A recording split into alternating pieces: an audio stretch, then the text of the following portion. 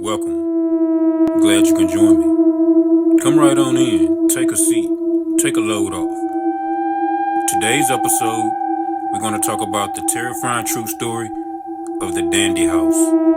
Y'all might want to stick around for this one.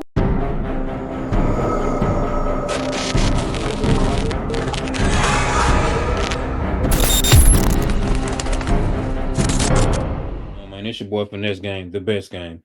Back with a flame. Y'all already know how we do, man. And we back up in this thing. I got another reaction video. I told y'all I was gonna keep on coming with these reaction videos, man. If y'all ain't subscribed, y'all ain't hit that bell notification by now, make sure y'all hit that bell notification. My light didn't went off. I'm gonna get it back. But make sure y'all hit that bell notification so y'all can be notified whenever I drop some more of these bangers like that. As you can see by the title, we're gonna get right into the story. This video is about the untold story of the Hunter Hinsdale house. They call it the Dandy House in New York. So dude, we going up to NYC on this one, man. So buckle up your belt. You already know NYC can get a little crazy. But we're gonna get right into the video. Without further ado, let's roll this clip. Or perhaps repulse and terrify us instead. This is one such story that if a house could tell its own tale, it would certainly be one we would never forget.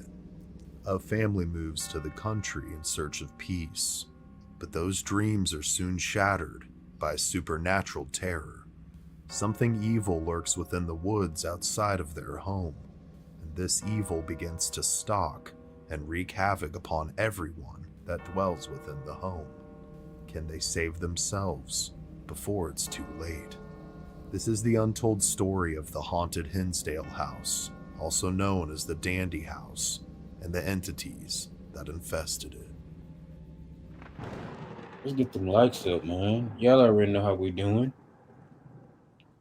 Hinsdale, New York, a small town with a rustic and rural charm, tucked deep into the countryside and far away from the crime, concrete, and smog of New York City. Instead of gazing at skyscrapers, they would rather gaze at the surrounding mountains, covered in dense foliage. But these mountains and their surrounding woods harbor many secrets and have many stories to tell. This is just one of them. The year is 1970, and the Dandy family is in pursuit of their American dream. After years of vacationing to Hinsdale and the surrounding areas to catch a break from their fast-paced life in Buffalo, they've finally reached a point where they can turn their vacation into their daily life. Seeking their own. Before we continue, shout out to all my New York people, man. Holla at your boy, man. What's up to everybody in NYC? What's up to everybody on the East Coast, period, man? Much love from down south. We'll get right into it. Rural paradise, they come across a listing for a home that seems idyllic for their family and its needs. Clara Dandy, the mother of the family, believed that they all got along so much better in the country, like it had some form of redemption qualities about it that seemed to rejuvenate their spirits and their relationships. As they wind their way through the countryside, they lay eyes on the home for the first time. They are not only taken aback by the beauty and the sheer size of the house, but that it sat upon 8 acres of land, surrounded by dense and breathtaking woods. Clara would describe her feelings about first seeing the house as being overcome with a deep sense of peace. It was like I had finally come home after years of being elsewhere. And the air was like breathing champagne. It was wonderful.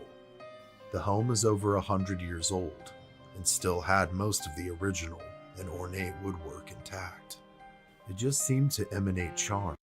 Y'all already know when I do these videos, I try not to stop too much because I'm doing reaction videos and I'm reacting to other people's content. I don't want YouTube to trip on me, man. Y'all already know how that goes. So please bear with me. I'm not gonna try to stop it too much, but sometimes I do stop it to get my commentary to let y'all know what's going on. If y'all don't know, if y'all ain't watched none of my videos before, Halloween is one of my favorite holidays, right along with Christmas though. It seems like they're the opposite spectrums of each other, but I just used to always like the thought when I was small, dressing up, having an alter ego, going to go get candy as a kid. Those are all memories that I cherish, from my childhood. So anything dealing with ghouls and everything, I kinda gravitate towards that though.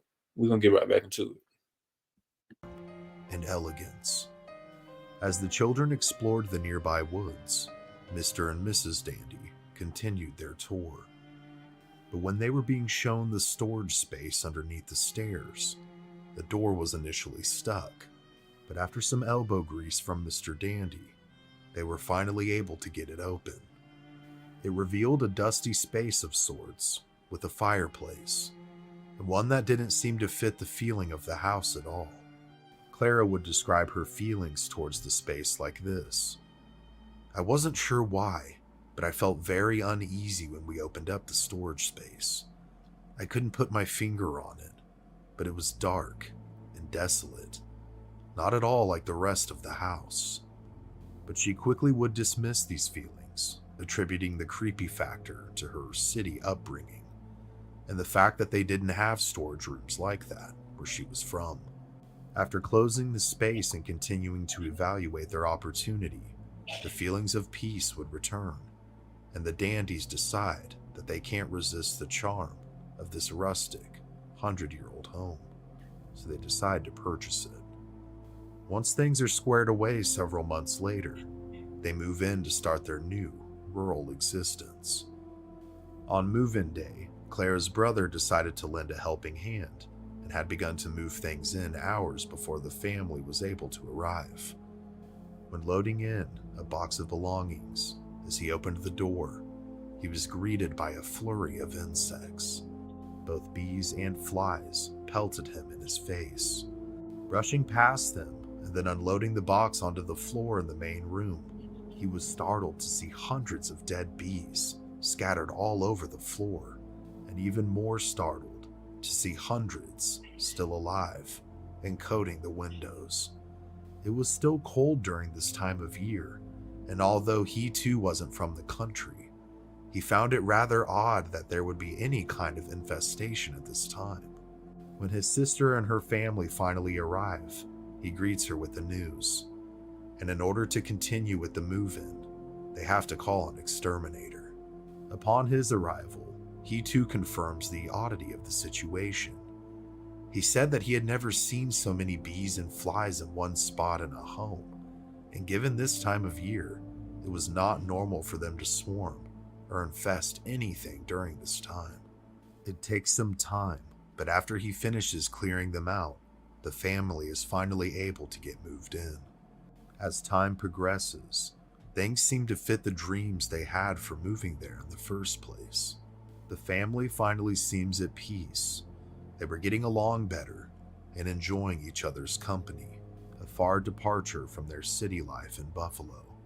But as the old adage goes, if it seems too good to be true, It probably is.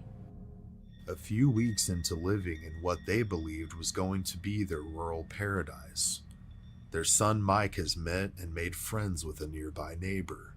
Together, they begin to explore the woods surrounding the Dandy property. As the two navigate the forest, they're startled when they hear the crunching of leaves directly in front of them, stopping frozen in their tracks, and fearing that it could be a bear. They take refuge behind a large tree and sneak glimpses from around its sides to figure out just what it could be. To their shock, they spot a boy not much older than them, carrying a rifle and walking in the path ahead. Yelling at the boy that this is private property and wanting to know what he was doing there, they run towards him and try to catch up to him. They again freeze in their tracks when they notice that not only is the boy transparent the closer they get, but half of his head is missing. As the figure continues to walk and taking deep breaths, they slowly continue to follow him. The three approach a small lake, and within the blink of an eye, the boy vanishes. Mike and his friend are at a loss for words and have no explanation for what they saw. They quickly rush back to the Dandy house as fast as they can to tell anyone who will listen to them. They soon make contact with Clara and explain to her what took place, but she's quick to dismiss their experience as nothing more than overactive imaginations. Another several weeks pass by, and Clara has all but forgotten about what her son had told. Me personally, man, I don't rock with woods too much, man. Like maybe because I'm black, maybe it's stereotypical because most black people don't go in woods. Shout out to all my white fans though, but to my white fans and my white people who subscribe to my channel, do y'all do the woods? I've never been in there. I'm not against it. I've never been. So I don't have no, I don't know what it's like besides what I see on TV. So we'll get back into it. Her. She's now walking the family dog Madison in the woods for some fresh air and exercise. As they get deeper into the forest, Clara starts to hear what can only be described as chanting. As she stops to listen, it sounds eerie and disembodied, as if the sound is all around her, but has no true origin. It's at this time that Madison begins growling and barking. The longer she seems to focus on the chanting, the louder it seems to become. Madison by this point is losing her mind and breaks free from a distracted Clara and bolts in the direction of their home. Clara chases her down, and she finally stops running when she makes it to the front door of their estate. After taking a moment to collect herself, Clara then calls her husband, who, like she was to her son, was quick to dismiss her feelings, thinking that she just had to adjust to rural life and wasn't used to it being so different from their life in the city. Frustrated and worried now about what the chanting could have been, Clara talks with her son about her experience while she prepares dinner for the family. Mike thinks that it could have been some campers at a nearby campground, not too far from where their property line ends, that could have been the cause of the strange sounds. To try and put his mother at ease, he and his friend Matt once again take to the woods to explore this possibility. As they venture further into the woods to a lookout point towards the campsite, they see nothing. There are no signs of any campers that could be nearby enough to have caused such a noise. Even more perplexed now that there was no explanation, the boys start to make their way back to the house, when suddenly they hear what sounds like an axe thudding into a tree right next to them. Unsure of what that noise could have been, before they could even begin to ponder or investigate, they hear a woman screaming to their left. This frightens them so bad that the two young men run as fast as they can all the way back to the dandy's home. When they arrive, Mike is truly scared this time. He has no way of explaining his mother's experience, or any of his own either. Upon relaying this information to Clara, both of them are left beside themselves, now with a chill up both of their spines. But these weird events thus far would only intensify as the sands of time continue to trickle into the hourglass. It has now been months since the initial experiences, and besides the oddities they were, the family's life continues to be great. This distance from the experiences only makes them ever easier to dismiss in the minds of Clara and Mike. One day, Phil, or Mr. Dandy, decides to take the children, Mike and Tina, into Buffalo for the day to get some errands done. Mostly being a homebody, Clara decides to forego the trip with her family and relax at home, reading her latest book instead.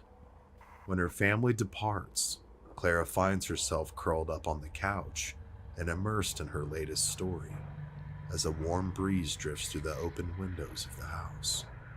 As she reads page to page, she is suddenly startled when the window closest to her slams shut.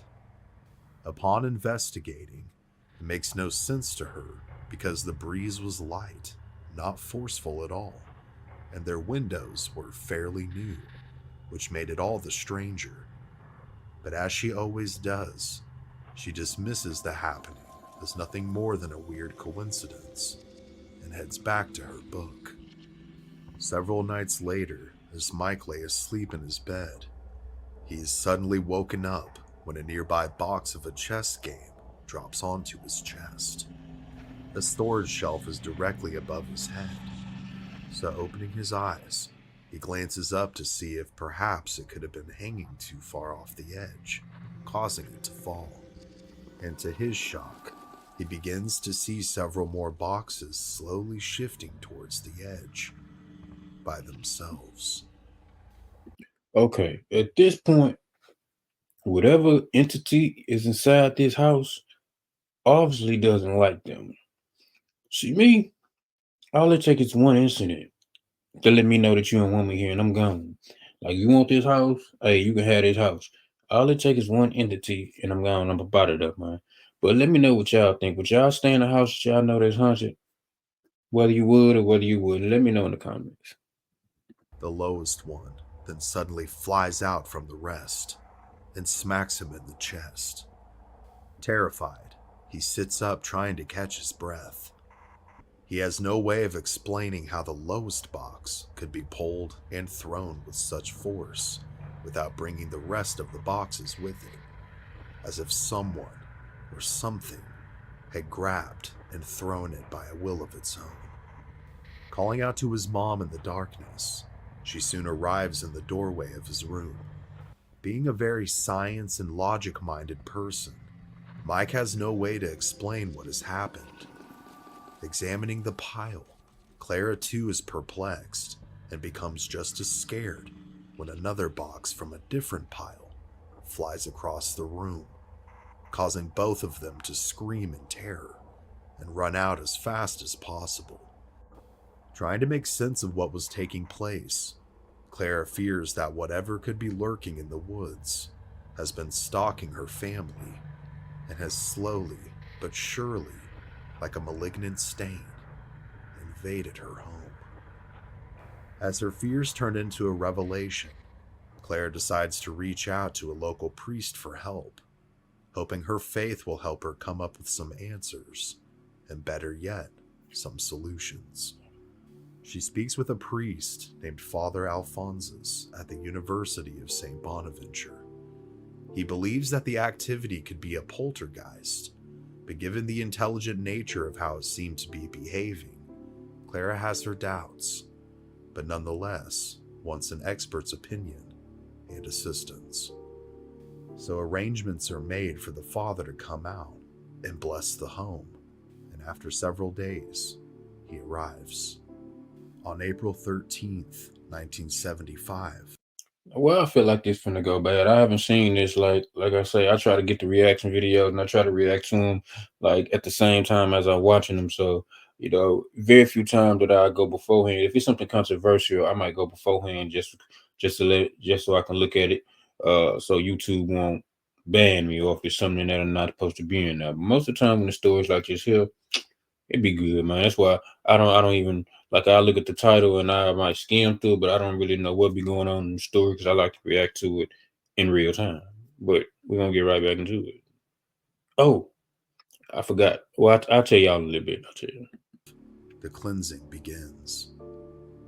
As the family and the priest were all gathered together, and as he began to speak, a series of horrible wailing and moaning noises began to fill the home, as if the house itself was crying. The scent of burning matter also quickly enveloped the house. The activity reached a fever pitch when the priest opened and began to pray over the crawl space that was underneath the stairs. But after this, a blissful silence overtook them all. It was as if whatever entities that dwelled within the walls of the dandy's home had finally been evicted. Within time, the father gathered his things, exchanged pleasantries, and departed for the evening. The family now believed that their darkest days were behind them, and for all intents and purposes, that seemed to be the case. But as if to mock the Holy Trinity itself, 3 months later to the day, all hell would break loose once once again. That night, while her husband is away on a business trip, Clara finds herself woken up out of a dead sleep by a series of knocks coming from inside the walls. The knocks themselves are soon accompanied with whispers from someone that she can't see. As she apprehensively makes her way from her room and slowly down the stairs, headed towards the main level, the apparition of a young girl begins to walk by the stairs. She slowly makes her way to the crawl space, opens the door, and closes it behind her. Clara is baffled at the sight. After gathering up her courage, she too makes her way fully down the stairs into the crawl space. And after a moment of bracing herself, she opens the door, only to be met with nothing. Clara then makes her way to her daughter Tina's room to make sure it somehow wasn't her, and perhaps her nerves were just on edge. But after opening her door, she finds her fast asleep in her bed, with no signs that she had been awake for some time. That's another little girl. The following morning, while the rest of her family is still asleep, Tina wakes up to begin her day. As she feeds her pet bird in its cage and begins to brush her hair in her oval mirror, she notices that her bird isn't doing its usual whistles. As she glances over at them, she finds it staring into the corner of the room. As Tina glances back up at the mirror, she's met with the apparition of a young girl. Her face is sunk in, and her eyes were gone. She screams in terror, and just as quickly as it appeared, the apparition disappears. The screams of her daughter startles and quickly summons Clara to her daughter's room. As she consoles Tina, she realizes that the priest's blessings were ineffective. She quickly calls Father Al back and explains what had taken place the previous night and that morning. And although he is busy, he promises to come back as soon as possible, and this time to bring a paranormal expert with him as well, to help him determine the cause and hopefully find a working solution. He's able to come back the following week. In the meantime, Clara is determined to keep her family calm. If she can control her own emotions, she knows that everything else will be okay. As they wait for the priest to return, Clara tries her best to keep her family calm and live some sort of a normal existence. That weekend, her and Phil are watching a movie while Mike and Tina are out with friends. As they enjoy their time together, their happiness is quickly shattered by a huge crashing noise coming from outside of their house. Quickly grabbing a flashlight and running outside to investigate together, they quietly step towards where they believed the noise to be originating from, when suddenly they hear it again. But this time, thankfully for them, the origin is not paranormal. This time, it's several raccoons who happen to be foraging through their metal trash cans for something to eat.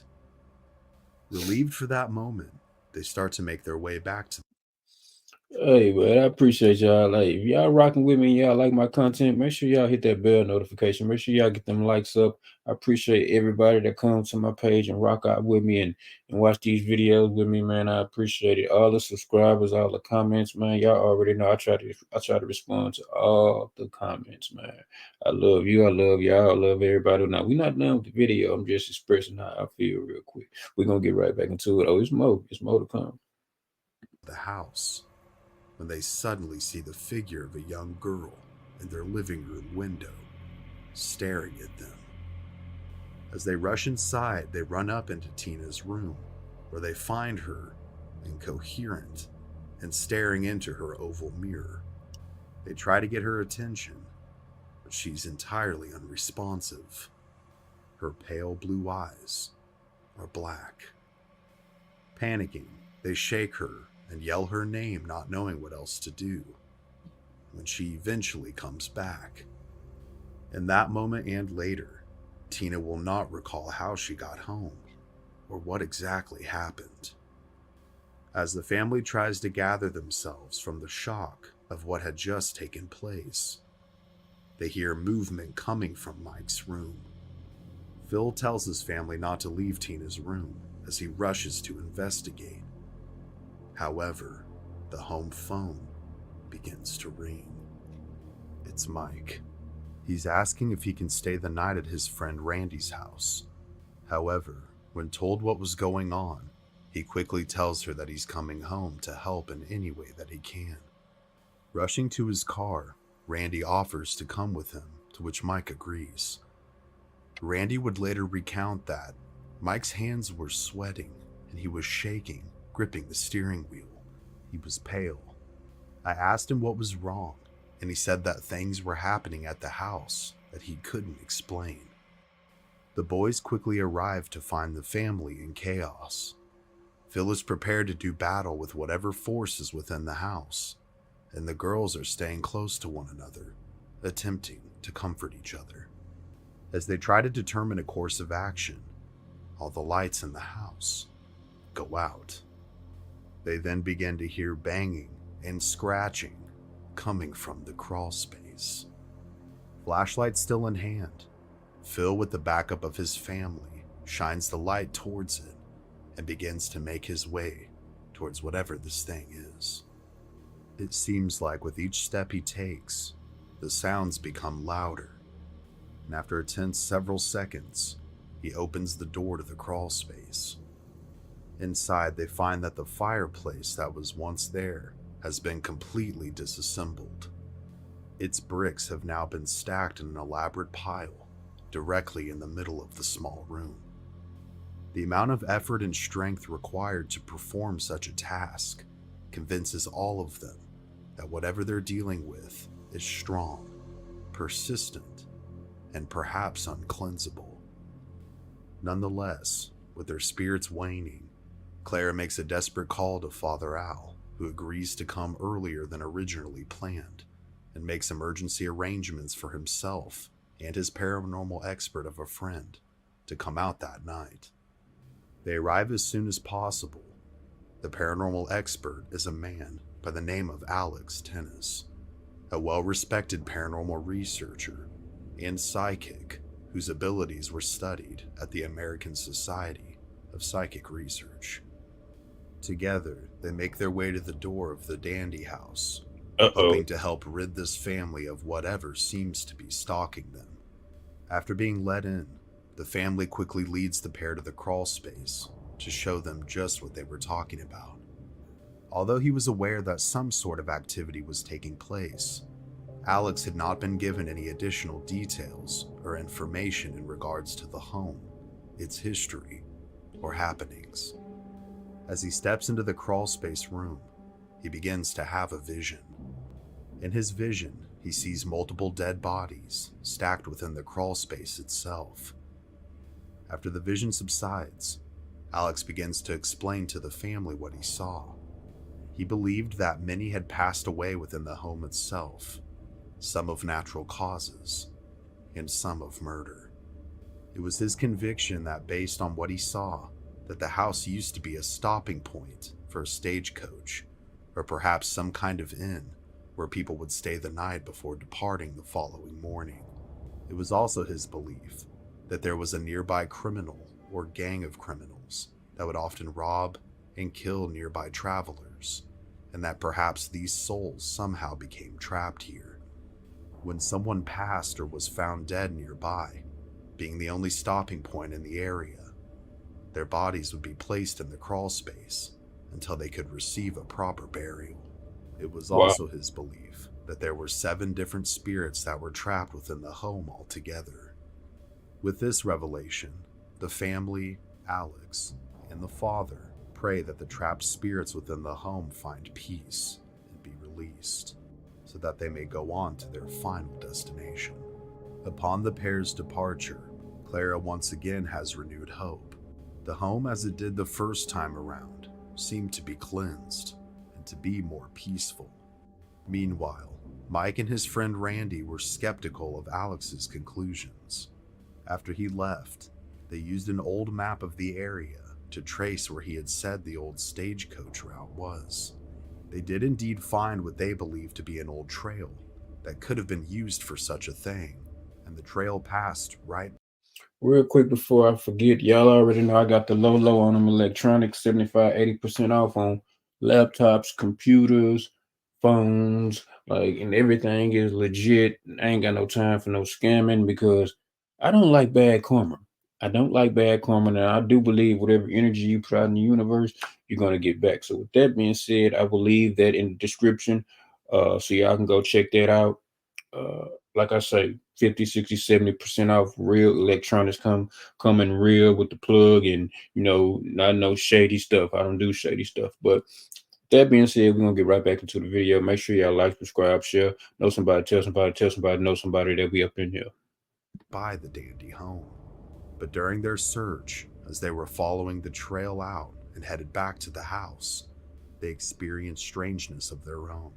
As they began to trace the trail, they began to see what they described as orbs of light in the nearby trees, and these orbs began to come at them. Randy, having never seen or experienced anything supernatural before, began to have a panic attack. Upon arriving at the house, they were fortunately able to get him calmed down. By this point, it was late in the night, and the entire family needed to try and get some form of sleep in order to function the following day. Randy ended up staying the night since he had rode with Mike. Once everyone else was settled down for the night and fast asleep, Clara sat by herself, weeping. She felt that her and her family were helpless in the situation, and that all efforts had been exhausted, and that they needed to move. The only problem was that all their money, every last dime, had been sunk into the house, leaving them stranded. They ain't She got would nowhere to continue to go. contemplate the future and would cry herself to sleep that night. The following morning, as the family began to wake up and start to try and resume some form of normalcy, Mike went ahead and departed with Randy to take him home. Several hours would go by, and Mike hadn't returned. Finally, there was a knock on the door. It was a police officer. He informed the family that there had been an accident and that they needed to head to the hospital as soon as possible. Rushing into the car and to the hospital, the Dandy family wondered just what had happened. There had been no mention of Randy by the officer at the time. Upon arriving, they were briefed that Mike had lost control of his vehicle and crashed into a nearby ditch. He was now undergoing emergency surgery. He had extensive head injuries, a ruptured spleen that may have to be removed, and that he had lost a very significant amount of blood. As they waited for the outcome of their son's surgery, the Dandies were once again greeted by the officer who had knocked on their door. He explained to them that Randy had indeed been dropped off, and that Mike had wrecked on his way back to the Dandy residence. But as he was being loaded into the ambulance, he kept saying that there was another person in the car with him. And although they believed him to be confused on account of his injuries, they went ahead and searched the area nonetheless, but another person was never found. After 2 weeks of being in a coma, Mike finally wakes up, but unfortunately has no recollection as to what exactly happened to him to cause the accident. Clara, however, believes that whatever presence that's been plaguing their lives had to have been responsible for what happened to her son. After months of recovery for Mike and continued paranormal activity within the home, Father Alphonsus would return with Alex one last and final time at Clara's request to try and rid the home of the evil and persistent force that had drained the life out of all of them for years now. However, this time, just the father and Alex would perform the cleansing inside the home themselves. As they moved from room to room, Alex would once again experience multiple visions of the past. His visions would tell him that of the 7 spirits who he believed to be within the house, one was that of a young man who had been in some kind of a war or battle near where the property sits now. Another was that of a young girl who had passed from some sort of very painful illness in what was now Tina's room. And there was another spirit that seemed to be keeping herself and others trapped within the house. It was the spirit of a woman who was incredibly angry and resentful. She continued to be possessive, depressive, and just as angry in death as she was in life, refusing to pass on. Believing what they had identified to be the source of the paranormal activity, Father Al decided to take a different approach to the cleansing itself. Although an exorcism cannot be performed on a place, but rather has to be performed on an individual, the rites themselves could in theory be performed or added to a series of prayers to try and use their strong cleansing powers to clear out a home such as this one. So that's exactly what the father did. He began to perform the rites of exorcism within the house itself. As the prayers began to exit his lips, varying with intensity as the rites often do, the home began to literally shake, and the horrific moaning and wailing that had made itself present in the very first cleansing seemed to return with a vengeance. Every horrible feeling, banging, knocking, and scratching noise that the family had experienced thus far was present and seemed to be magnified. It takes hours, but eventually the rites are finished. As the dust settles, so to speak, the home seems peaceful and blissful, like it did when the family had first visited and decided to buy the home. And again, for 3 more months, the family lives in peace. But like the persistent force it has manifested itself to be, the haunting begins again. The Dandy family, despite their best efforts, simply cannot take it anymore, decide to cut their losses and leave. move. Unable to find a buyer for their house, they eventually declare bankruptcy. Shortly after this, Phil and Clara would also divorce, bringing a sad and bitter end to what was supposed to be a rural redemption for the Dandy family. However, this wouldn't be the end of the story of the Hinsdale house. Eventually, the home would come into the possession of Daniel Klaus, who currently owns it. Daniel is a renowned paranormal investigator and has been involved with the likes of Nick Groff and has made appearances on tons of national TV programs centered around the paranormal over the years. Having been raised in a haunted house, this led to a lifelong fascination with the paranormal for him. After years of restoration, it is now available for both investigations and tours, and is still considered a very active paranormal portal, and is kept open as a paranormal research location. It's even staged in the 1970s period to maintain the integrity of when the hauntings were initially known to have began.